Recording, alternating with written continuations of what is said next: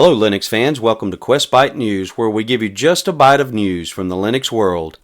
So first up, we want to wish a happy 20th birthday to KDE. So they're currently on KDE version 5.8.1, and I've got to tell you, they've come a long way. I'm really a fan of what's going on with KDE and Plasma. And to think that they're now 20 years old, that's, 20 years can pass by quickly. If you're interested in taking a look at what KDE has to offer with Plasma 5.8, I would recommend KDE Neon if you don't mind building your system out or adding the software on your own. It's based on Ubuntu and is very stable, and I have found over multiple days of use, or longer actually, I ran that as my daily driver for several weeks, almost a month in fact, and it was very stable and I was very impressed with it. So you may want to take a look at KDE Neon for trying KDE Plasma 5.8, or what I'm currently running as my daily driver, which is Antergos KDE, and it is updated now to version 5.8.1. So again, happy birthday to the KDE team. I know this is about a week out from your actual birthday date, but happy birthday anyway, and thank you for all the work you're putting into KDE and to Plasma, and just appreciate all the work that the team is doing there. So look forward to future releases. Alright, so let's jump over to a friend of ours, Jody James. For those of you who follow Linux Quest, you know we did a video on OB Revenge, or OBR for short.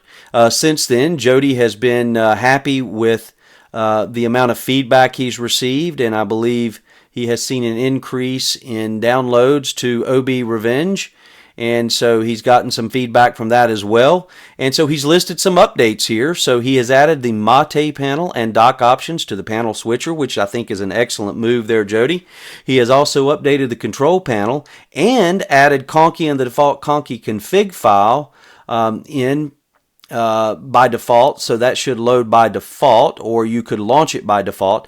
And for those of you not familiar with that, we have a video on Conky and how to set that up. Really like that. He's also added a new default background, and he added back in NeoFetch. So lots of good changes there and additions, Jody, and we look forward to doing a video in the near future on those changes and anything else you've added since then. Alright, we'll jump back over as we're talking about distros. And for the Fedora fans out there, you can now download and run Fedora 25 beta.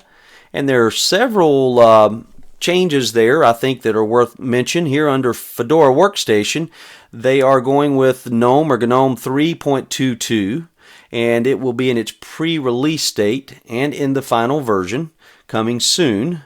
So certainly that warrants checking out Fedora 25 if you are a Fedora fan. They also have the new Fedora Media Writer, and that's a trend that you see with other distros. So they have a tool there that will allow you to download and write to a USB stick the latest Fedora ISO, and I imagine that that would work with other ISO distribution ISOs as well.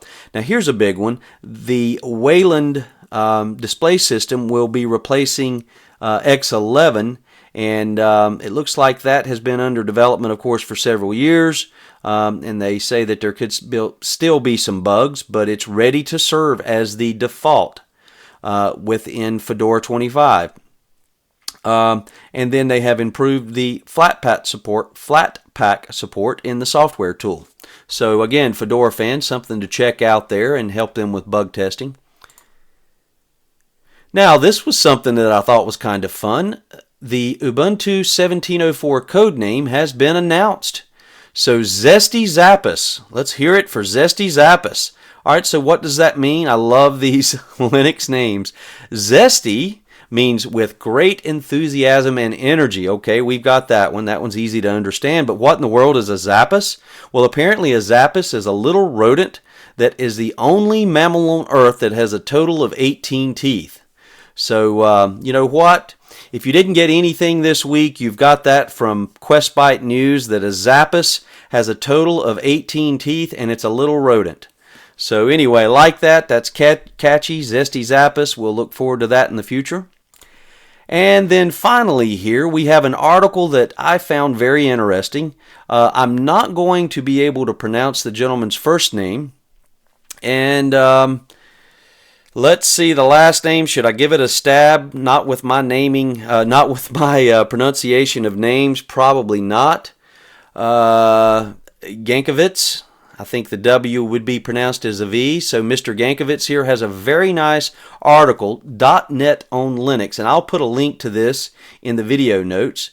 And he says, buy Windows 10. So if you'll read through this, I think you'll find it enjoyable as well. He talks about getting Linux Mint all set up to replace Windows 10. He talks a little bit about why he did what he did. It involves some updates and that kind of thing. And then he goes through the process and talking about getting .NET, the core framework, all installed and set up. So I think you'll find this an enjoyable read. And, you know, if you're into .NET, maybe it'll also be informative for you. So there we go. Just a bite of news for you Linux fans out there, and I hope this helps. And just a little update. I continue to, as I said earlier, I continue to run as my daily driver Antergos KDE edition. I've had a few questions about what I'm currently running as a daily driver, and again, it's been very stable. Knock on wood, and I've had zero issues, and I'm really enjoying the speed and the flexibility and the customizability, if that's a word, that I'm getting out of KDE. So that's it for now, and we will check you later. Thanks for watching.